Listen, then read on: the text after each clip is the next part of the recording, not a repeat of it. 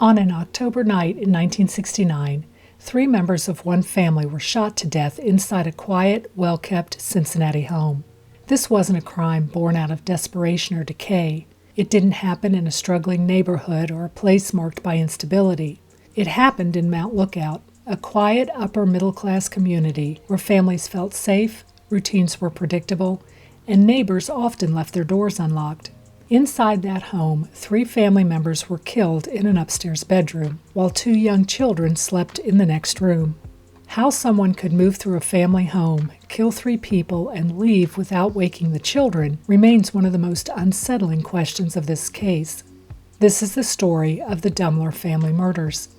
Hello friends, my name is Marcia, and this is Midwest Murders, where we explore the unsolved cases that still haunt America. Cincinnati in the late 1960s was a city experiencing social and cultural change, but not all neighborhoods felt it the same way. While parts of the city dealt with unrest and uncertainty, others remained insulated from it. Mount Lookout was one of those places. Tree-lined streets, well-kept homes, a strong sense of privacy and security. Crimes like this didn't happen here. This context matters. When a crime like this happens in a neighborhood built on routine and trust, it raises a different set of questions. This wasn't random. Whoever committed these murders felt confident enough to act without drawing attention. This was long before DNA analysis, long before computerized records. There were no doorbell cameras, no cell phone records to trace movements. Investigators depended on interviews, timelines, and physical evidence. And once an early assumption took hold, it could quietly shape an entire investigation. In a case like this, where nothing appeared to be missing and there were no clear motives, those early assumptions may have mattered more than anyone realized. Martin Dumler, age 28, was a sales manager at Chatfield & Wood Sack Company, his family's paper company, and he was well known in business circles. His father was retiring and Martin was in the process of taking over the company. His wife Patricia, age 27, was described as a highly attractive woman by neighbors and worked part-time as a model for Lillian's dress shop. She was a doting mother to the couple's 2 children, 5-year-old Martin III and 4-year-old Jane. The Dumlers were socially active. They belonged to the Cincinnati Country Club, hosted large gatherings at their home, and held season tickets for the Cincinnati Bengals. On the surface, their life reflected comfort, stability, and routine. The couple met while students at the University of Cincinnati and married in June of 1963. They eventually settled into a comfortable home at 1192 Beverly Hill Drive in Mount Lookout, just east of the downtown area.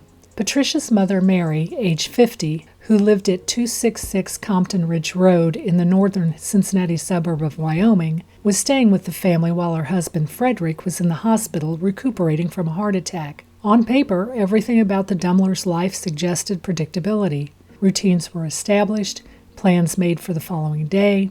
There was nothing to suggest that this night would be any different from the many that had come before it. On Thursday, October 23, 1969, a late autumn chill was in the air. The hometown weatherman had reminded viewers to bring in their plants as a heavy frost was predicted overnight. Halloween was just a few days away and carved jack-o'-lanterns sat smiling on neighborhood porches.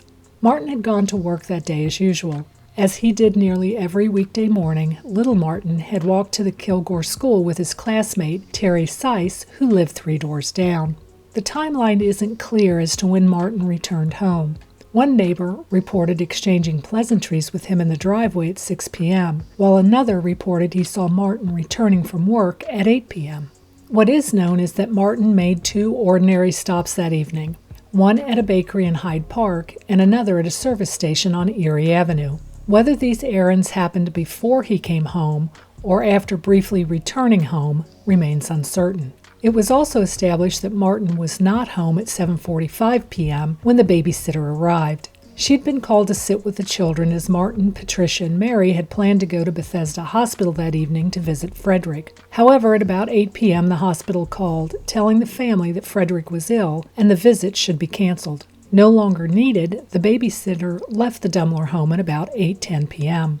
Once inside for the night, Martin put away his coat and placed the baked goods on the kitchen table. With the planned hospital visit canceled, the evening appeared to settle into a routine.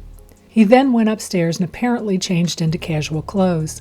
Patricia was sitting on the bed mending a pair of her son's pants. Police later found the sewing kit on the bed. Because of this casual activity, police theorized that the killer was not in the home at this time. The following morning, the children awoke to an eerily quiet house. It was quiet in a way that didn't make sense.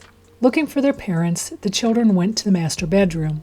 The door was closed and wouldn't open. The doorknob didn't work properly and would get stuck sometimes when the door was closed, making it extremely hard to open. The children knocked. They called out. There was no response. Unable to find their grandmother, they went next door to the home of neighbor Mrs. Louis J. Lobert at 1188 Beverly Hill Drive, appealing for help, saying they couldn't wake Mommy or Daddy and they couldn't get the bedroom door open.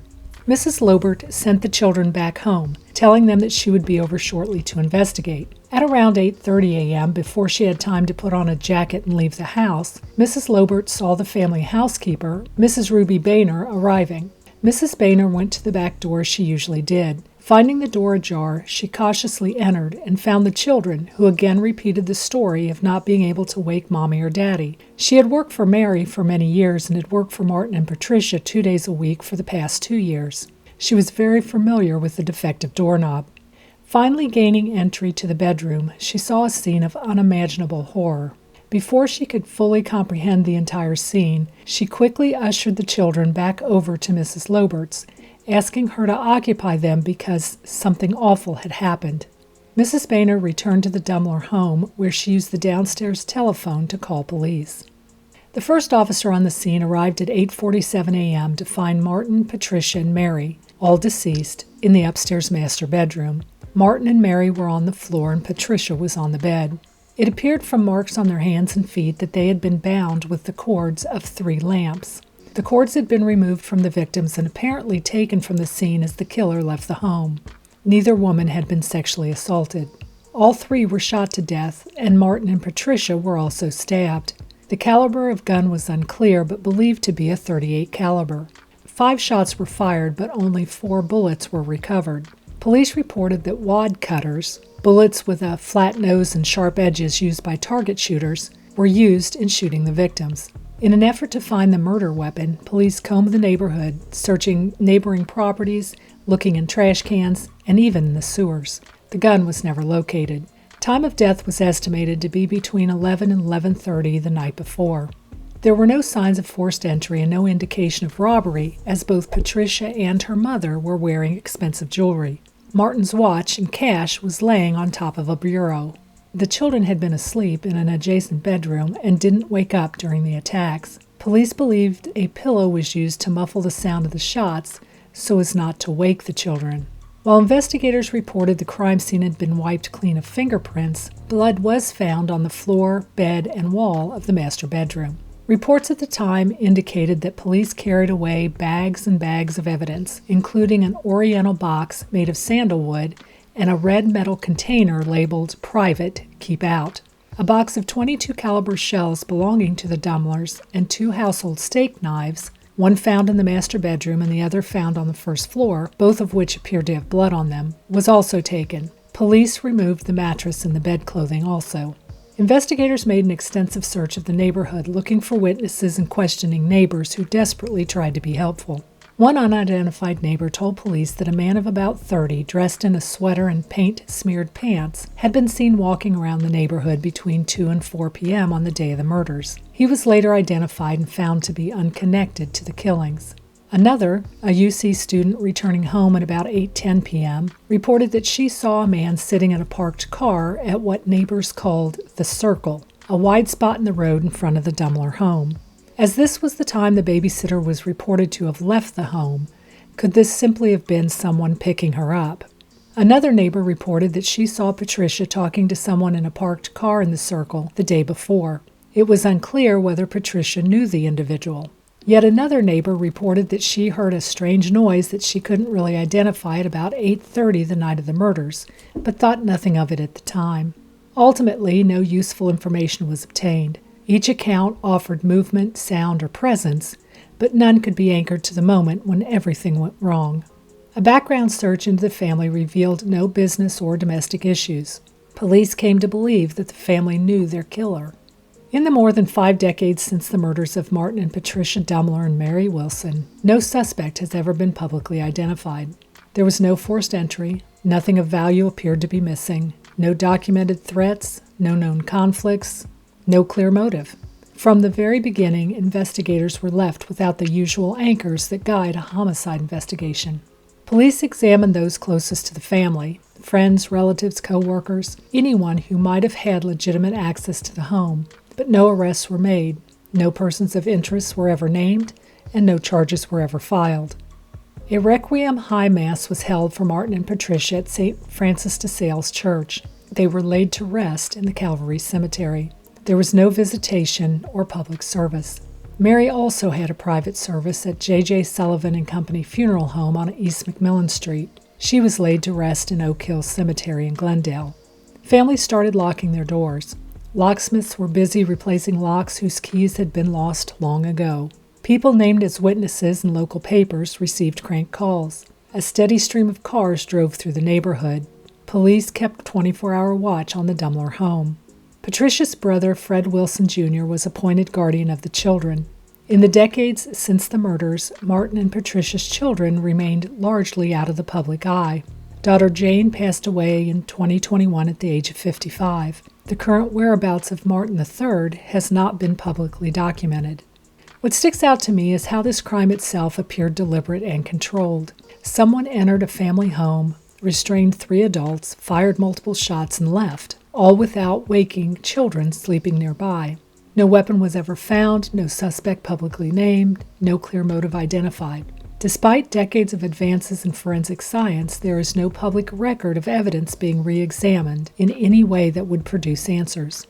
This case is defined not by what the investigators uncovered, but what they never could. More than 50 years have passed since Martin and Patricia Dumler and Mary Wilson were killed in their Mount Lookout home. The neighborhood is still there. The streets are still quiet. Life moved on as it always does. But the questions from that October night never did.